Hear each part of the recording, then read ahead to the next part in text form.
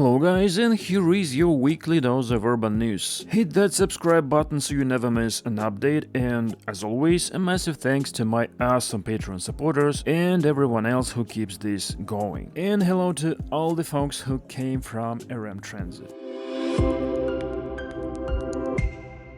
The Santa Monica Planning Commission has unveiled plans to transform Santa Monica Airport into a massive public park. According to the agreement signed between the Federal Aviation Administration and the city of Santa Monica in 2017, the airport is to cease operations on December 31st, 2028, after which the city plans to turn the 200-acre airport into a park. Public input on the design of the future park began in 2024, and after thousands of responses and numerous public meetings, planners developed three main scenarios for the airport site. The first scenario, called Reuse, Restoration and Resilience, is the greenest, adding new water features, sports fields, multifunctional paths and municipal facilities. Specific elements will include 5 miles of new paths, 13 acres of public parking, a 15-acre municipal reservoir, 15 acres of urban forest,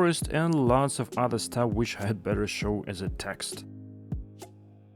According to the presentation, this option would take the longest time to implement and may also be the most difficult to finance. The revenue sources here could include renting existing buildings, paid parking, and concession for park use and events. The second scenario offers a similar combination of open lawns, water features, recreation areas, pedestrian paths, and parking, but in addition to preserving and reusing the existing airport buildings, this option includes construction of 32 acres of new housing and commercial development along the northern and southern perimeters of the site, which could generate operating and construction revenues. So this option provides a faster implementation compared to the first one, as well as greater on-site revenue potential. The third scenario, named Growing Park, Growing Community, is the most intensive among the proposed options. With 48 acres of the site reserved for commercial and residential development, it is also projected to be built in a shorter time frame than the others and has the greatest potential for on-site revenue generation. The final scenario, which will be selected in the fall or in the autumn of 2025, will most likely include elements of all three scenarios presented by the Planning Commission.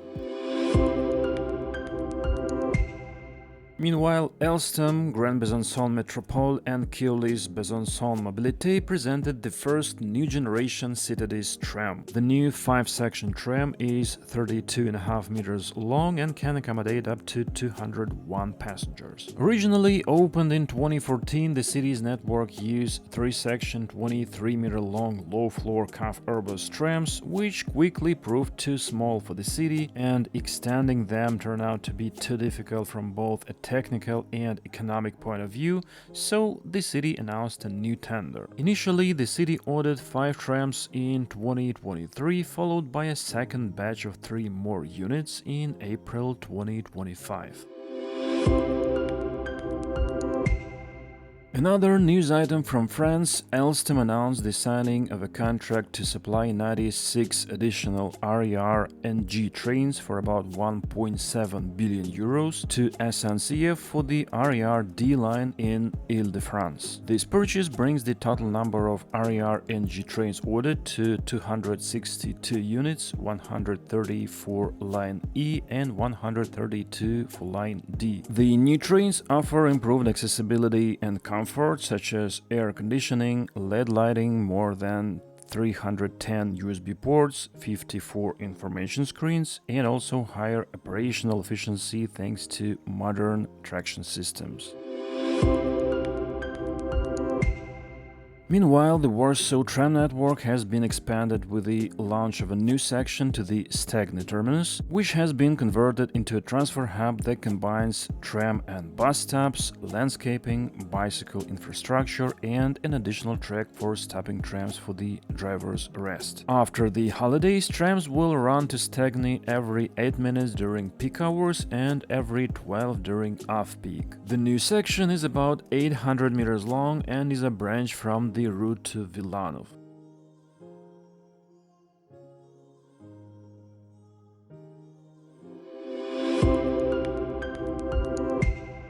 Skanska has signed a 148 million euros contract for the construction of a new Skien metro station on the new Fornebu line in Oslo. Construction is scheduled to begin in September 2025 and be finished in 2029. The contract includes construction of a new underground metro station with 2 tracks and 2 access points, one on each side of Havsveien in Skåne. The project also includes the construction of a station hall located about 45 meters underground. New station will increase capacity and improve connections between subway, trains and buses, which will contribute to the positive urban development of the Norwegian capital. The Fornebu line itself is a new subway extension between Majerstuen and Fornebu stations. The metro line is approximately 7.7 kilometers long and has 6 new stations. The investment cost of the Fornebu line was estimated at 1.4 billion euros in 2018, and it is half funded by the Norwegian government.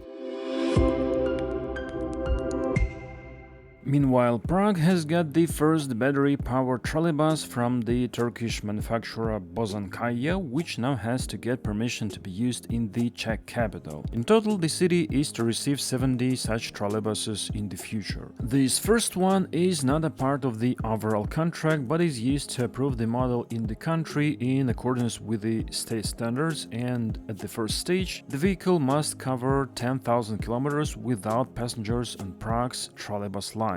All the vehicles are expected to be operated on the electrified bus lines from spring 2026, the future lines 51, 52 and 53. In general, at least 6 lines in Prague will be electrified in this way in the coming years.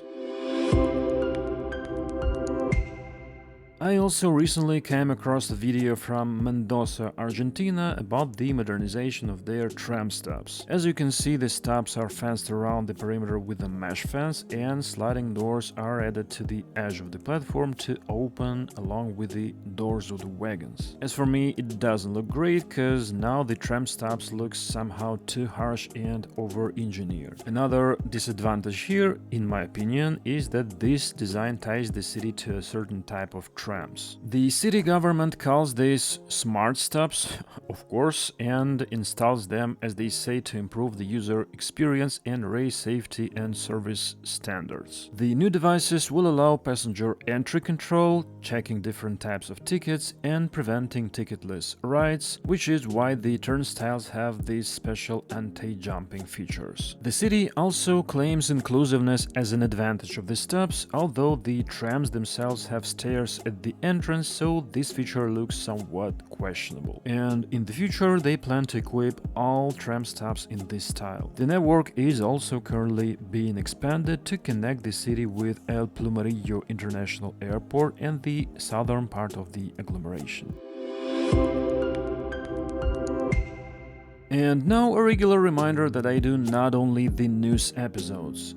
For example, I strongly recommend you to watch the video What If I Were the Mayor of Boise, where we discuss how to turn the Idaho capital into a real urbanist's paradise. And that's all for this time. If anyone is interested, the links to the news sources, as usual, are in the video description. So for now, thanks for watching and see you in the next videos.